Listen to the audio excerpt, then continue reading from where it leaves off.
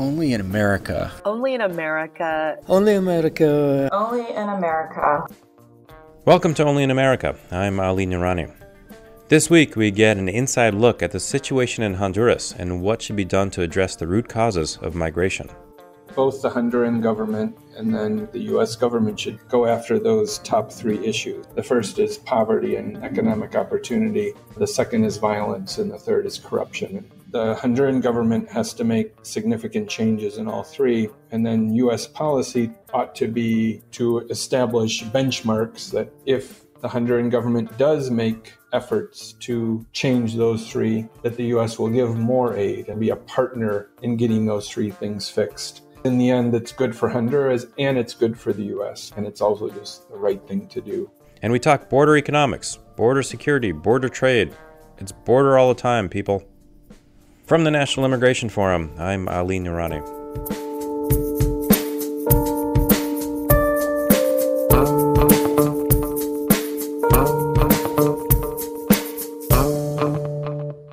So in Washington, D.C., there's a saying that politicians are always playing multi-dimensional chess. Well, I'm not always sure that's true, but there is multi-dimensional chess, and then there is border policy. So after the Department of Homeland Security Secretary Kirstjen Nielsen brokered what she called a historic regional compact with the Northern Triangle countries of El Salvador, Honduras, and Guatemala, President Trump, just a day or two later, cut off foreign trade to all three of these countries. A decision that would cut development and humanitarian assistance and halt joint law enforcement efforts such as anti-gang units vetted by the United States. Here's the president. I've ended payments to Guatemala, to Honduras, and to El Salvador. No money goes there anymore. We were giving them $500 million. We were giving them tremendous aid. We stopped payment to Honduras, to Guatemala, and to El Salvador. All at the same time, the president threatened to shut down ports of entry along the U.S.-Mexico border, which would cause tremendous economic damage to the tune of $1.6 billion in commerce every single day.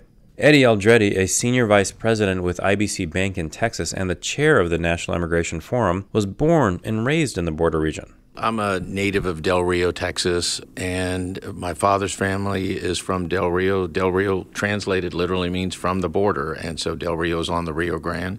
My mother's from Brownsville, the southernmost tip of the United States, the continental U.S., which is also along the Rio Grande, and I married someone from Laredo. So you got three communities there along the border, and native Texan, third generation American, and happy to be back in Texas. Eddie and I talked a while back about the border economy and how South Texas, from Houston to San Antonio, has flourished because of improved trade relations with Mexico. In the last few years, we're quite proud of what we call the Texas Miracle, and that's the growth and prosperity of the state with all the companies that have located and relocated here. But if you go back to 1992, the city of Laredo's unemployment rate was 13%. Today, it's about 4.5%. So you look at Dallas and Houston, their unemployment rate in 92 was in the 8 to 9% range, and today it's half of that. So NAFTA changed the face of Texas, and it allowed the U.S. and Mexico and Canada to come together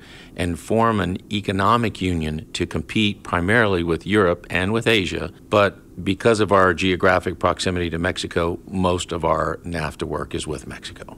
This growth hinges on the economic interdependence of the Mexican and the United States economies. Eddie gave me the example of the Toyota manufacturing plant in San Antonio.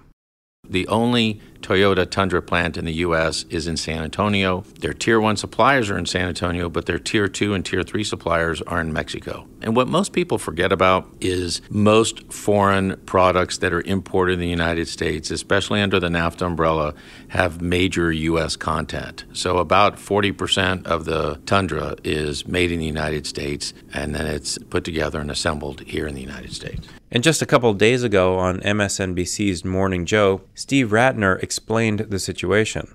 The economic impact is really quite stark when you take a look at this. Mexico is our third largest trading partner after China and Canada. And then, as you can see, the others drop down way down on the scale.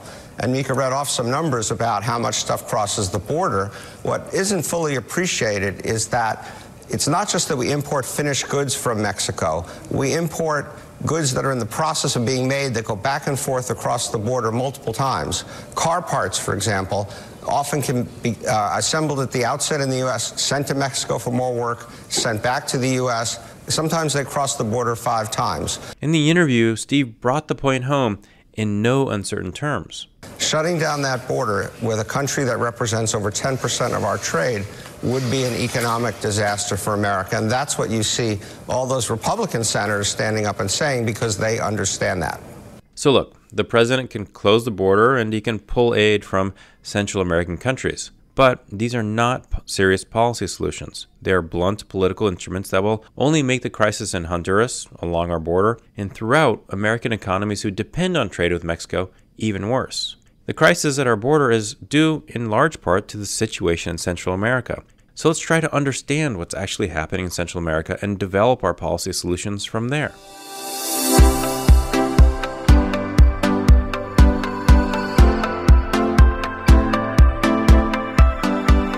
Support for the National Immigration Forum comes from the James Irvine Foundation, expanding opportunity for the people of California, and from the Carnegie Corporation of New York, established in 1911 by Andrew Carnegie to promote the advancement and diffusion of knowledge and understanding.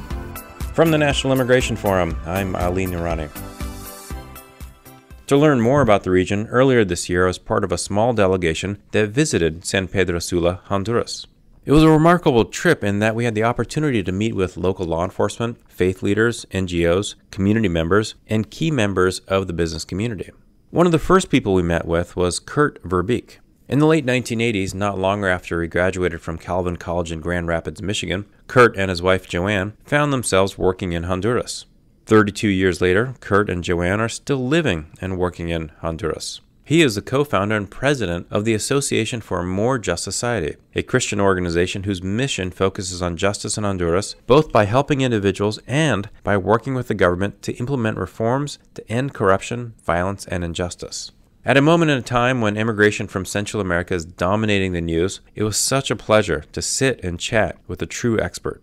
I hope you enjoyed the conversation. Thank you very, very much for joining me today, Kurt. It is great to talk to you, and it was a lot of fun and incredibly educational to visit with you a couple of weeks back. So thank you. I'm very excited to be here.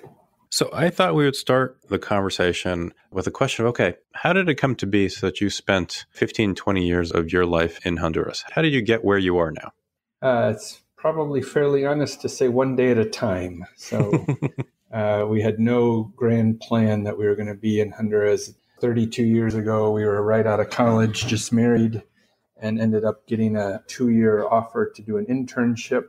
And those 2 years, we really liked it. So we signed up for another 2 and then another 2. Then I went and did my PhD, and I was planning on that would be the end of my time in Honduras. But my dissertation advisor said, why would you want to go to another country when you already speak Spanish and have all the great contacts to do a dissertation? So I did, and I ended up doing my PhD. And then I said, well, what I would really like to do is start a program for college students to come and study in another country. And again, I spoke Spanish and knew lots about Honduras, so why not start a program here? And here we are 30 years later. And in those 30 years, how has Honduras changed? What are the misperceptions that you feel that folks have about Honduras? Well, in some ways, Honduras has changed a lot, and in some ways, very little. When we got here, Honduras had a high extreme poverty rate, and that has changed very little. And I think that's an indictment, especially of the political and economic elite here. So it's a little bit of an indictment, I think, on people like me who have tried for 30 years to help the poor, to reduce poverty. I think it shows somewhat that we often mess it up and aren't very good at what we say. But other Latin American countries have had a lot more progress than Honduras. And I think there's an elite here that have kind of conspired to keep things the same. It also has not changed very much that it has wonderful people. It's a beautiful country and just fabulous people. And we've lived and worked in all of Central America. And I think by far the Hondurans are the most friendly and funniest and open to outsiders. There's a lot of history of foreign investment, banana companies, mining companies, now the maquila industry. But it also has changed a lot in other ways. Violence got a lot worse. It's gotten somewhat better, but when we got here, there was very little violence. Corruption, I would say, has gotten worse, but and partly the scale of it as the economy gets bigger, as there's more wealth and the corruption has increased, but there's probably always been similar levels of corruption in the country. So some things better and some worse and some stayed about the same.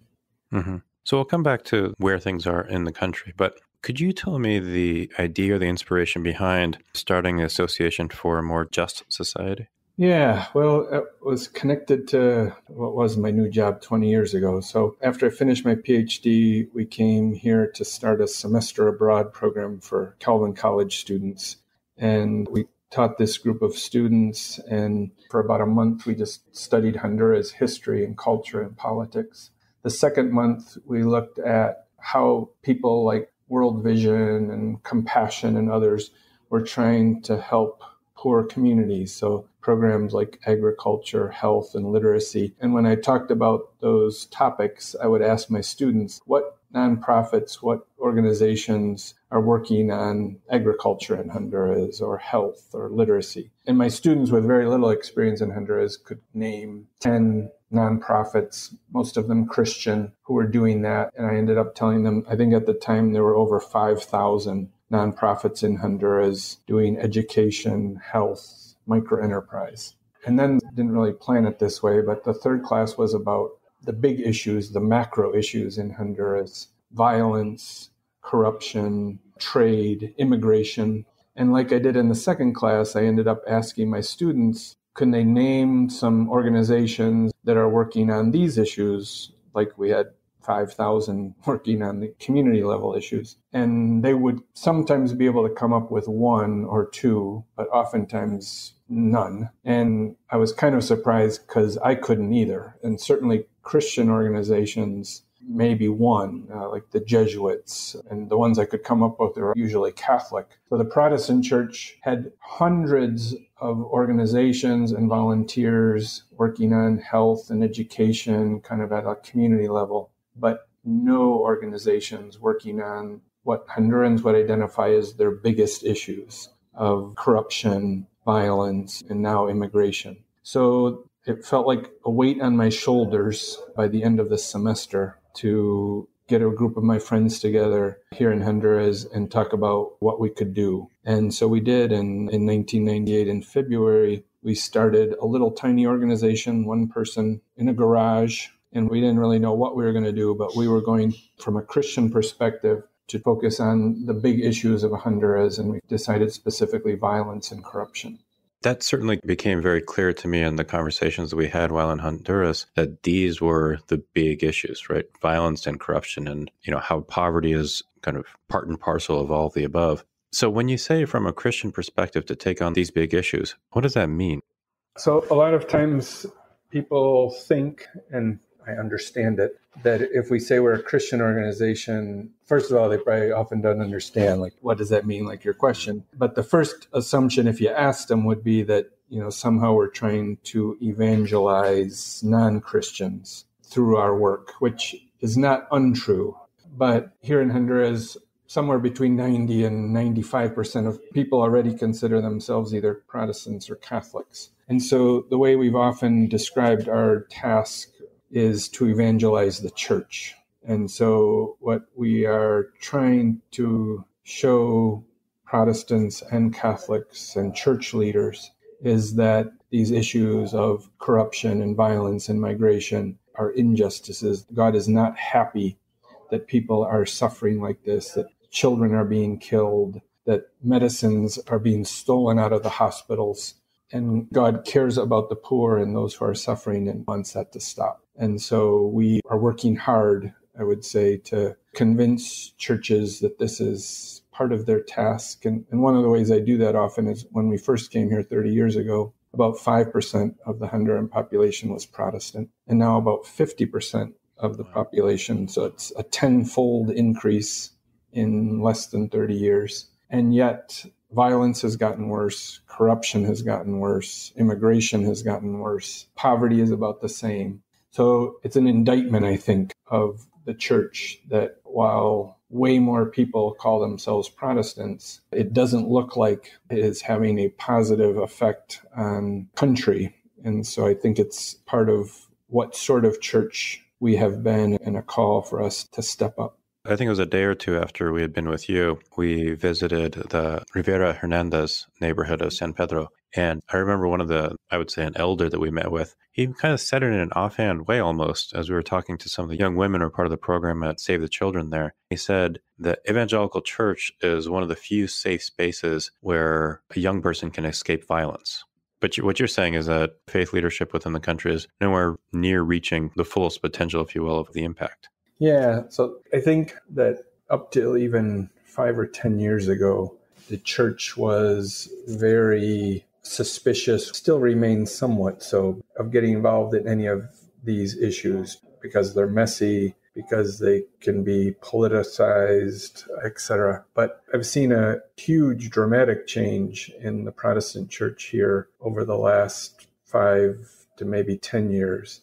It has political power it often doesn't recognize. Like if the heads of the church want to meet with the president, basically call him on the phone and he will answer and meet with them because that's 50% of the population. That's 50% of the voters. So the church is seeing, and I think it's still trying to figure out how to use that, but it certainly is starting to. And the second part of your question, I think Protestant Catholic Church have the highest level of respect. Protestant Church the highest and the Catholic just slightly below of institutions that Hondurans respect. And so if gang members want to leave a gang, they not always, but normally are allowed to join a church, especially a Protestant church, because you're not allowed to drink or smoke or dance or do a lot of activities that evangelicals don't approve of. So that is seen as a serious transformation. So I think it's a doubly good thing, right? That the gang members recognize the church as a serious place, even allowing gang members to leave to join the church. But at the same time, the church has, I think, failed historically to speak up about important issues in the country, but is beginning to, and that I hope will make its role here in the country even more positive. I was wondering if you could take a minute to describe the effort that you're a part of to begin to root out corruption within local law enforcement in Honduras. And the follow-up question to give you ahead of time is, do you see that as a way that the church has kind of understood its political power, if not responsibility? So there was rumors abounding for years that the highest level of the police department were involved in organized crime, drug trafficking, murder for hire. In 2011, in December, the president of the National University, her son was killed by 8 on-duty police officers. And that case brought a ton of attention and some attempts to investigate and to fire the worst cops. But it took several years and it largely failed. I think they ended up firing 50 or so cops and mostly mid-level. And then in 2016, an article came out in the New York Times, and it shows that high-level cops had been hired by drug traffickers to kill a Honduran drug investigator. So the police killed one of their own in order to cover up drug trafficking efforts. And that story came out here in Honduras and then in the New York Times, and that brought a new wave of calls to purge the police. And so since the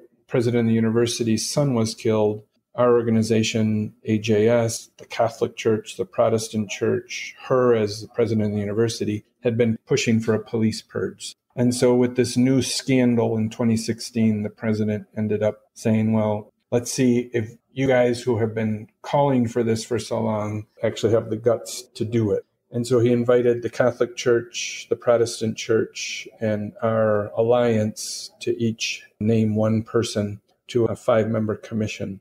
The Protestant Church said yes, and our organization said yes, and then the president named one more member.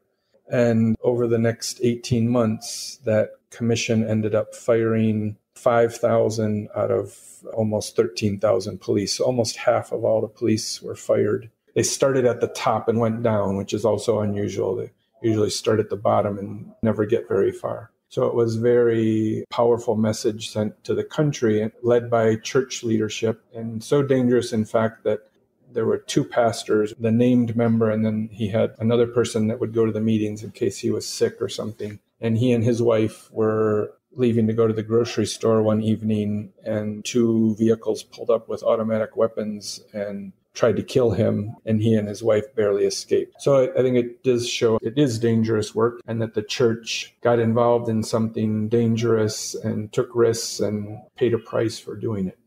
Do you think that the process, as it started and as it's ongoing, do you think the public trusts it more because the church is involved? Yeah, I mean, it certainly is more trustworthy for the general public because the church is involved, but the process is also not without its critics. And as you can guess, the police that were fired, lots of them have lots of money and power. The drug traffickers are also unhappy, and they have mounted campaigns in the media using social networks to try and discredit the pastors and people involved and say that they're just firing people for political reasons. So this is not easy. Mm-hmm. This is a very important example, though, of the incredibly difficult systems level change that needs to happen. Yeah, so I grew up in Chicago, and I'm always very aware of stories coming out of Chicago. And I think the issues are complex, but when I look at like New York City and Los Angeles, our larger cities have similar levels of gangs and poverty and way less violence. And the only explanation that makes sense to me is that there is a culture within the Chicago police force that is part of the problem. And it seems like the same sorts of things that we have done here have to happen in Honduras and other Latin American countries, but also in cities in the U.S. So let's change gears a little bit here. You started with this combination of violence, corruption, and poverty. As you are talking to members of the community, how does someone reach that decision of, okay, I'm going to walk to the U.S., I'm going to join this caravan? I think there's a whole set of decisions being made, and it depends on the person. So I would say that a chunk of the people, maybe the majority, primary motivation is economic. As I said, for 30 years here, the levels of poverty and extreme poverty have remained about the same. So people can't find work, or what work they have is very low paying. And so they have the idea or the hope, or they have family members that are in the States saying, you can make a lot more money here. You've got enough to eat and have your kids in a decent school. Others are motivated by violence. So sometimes a mom or a dad or both decide to take their kids because one of them has been threatened. So instead of paying the money, or instead of trying to figure out how not to pay the money, they say, you know what, let's forget this. We're going to go to the States and take a risk. And then thirdly, I think there's a whole mix of other reasons. I think some young people have thought, sometime I'd like to go to the States, see what it's like. This will be my chance to explore the world. So I think most of the people, it's a very difficult decision. As you are seeing people return to Honduras from the States, are there surprising kind of pressures on society? Yeah, I think it's often very hard for people when they come back. It often is not their choice, so it feels like they have failed. There's, a percentage, probably, I would guess around 20, 30% of people who are choosing to come back, but most of them coming back have been shipped back, have been caught. So I think there's a lot of depression, a lot of anger. They don't feel like they have opportunities here. Their dream was cut short and they want to return. So I do know some people who have come back and are happy, but that's probably not the norm.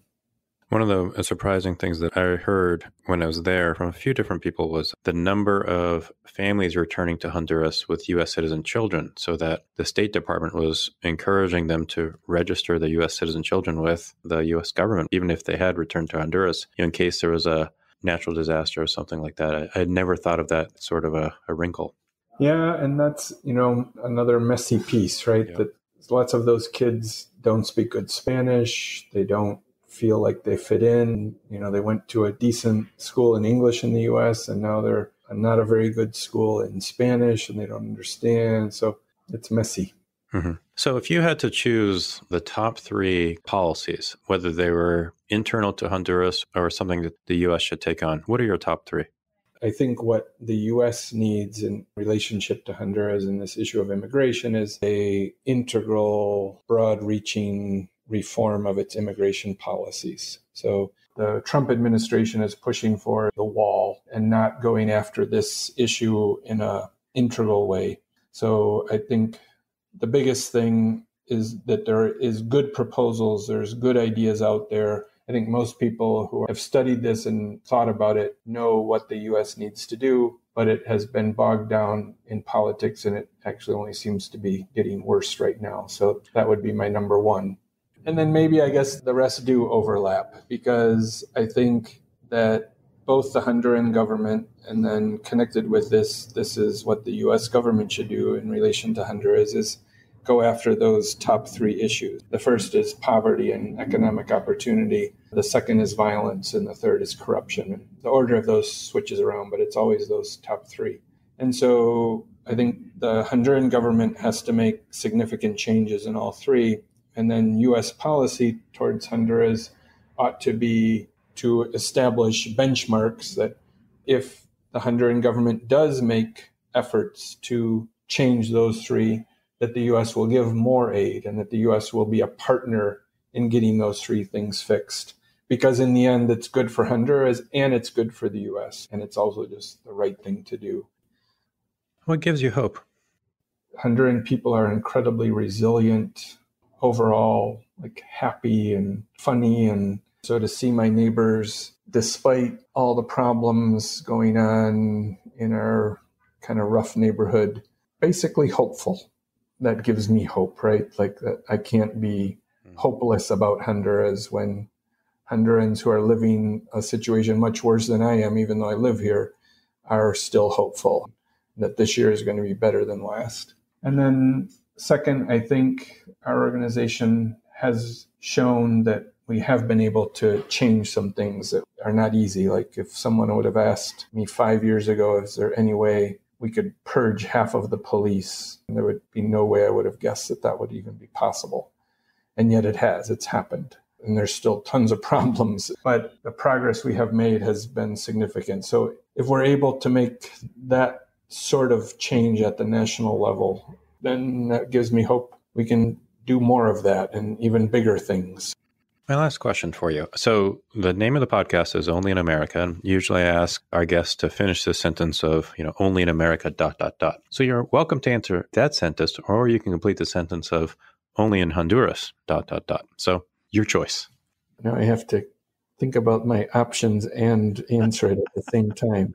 Maybe I'll do the first. So I think what's going on in the U.S., sort of the partisan politics, anger, polarization is very disturbing to me and feels like we are going down a road that I am not happy about. I don't think God is happy about. But at the same time, I am continuously surprised and amazed at people in general, and I would say maybe especially people of faith, who are so generous with their time, with their money, and about things that doesn't seem to affect them directly. And so we have an event in Grand Rapids, Michigan every year where we talk about what we've been doing in Honduras, and we get 700 plus people who show up on a Thursday night, pay money to hear about what we're doing in Honduras. And I think that's maybe not an only in America, but it's something exceptional. Kurt, thank you so much for not just being a part of the conversation and teaching me more about what's happening in Honduras and what you're doing, but thank you and to Joanne and your family just for all the incredible things that you do every day. So it's a real pleasure, and I hope to see you again soon. Well, thanks for inviting me, and actually just talking about this has raised my level of hope for the day. So thanks.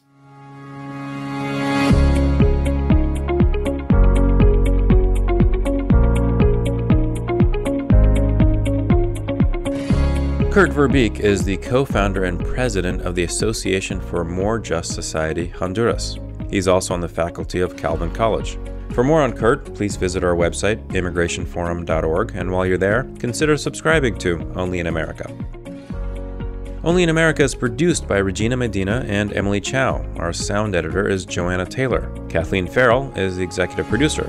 Me, I'm Ali Nirani. Thanks so much for listening, and I will talk to you next week.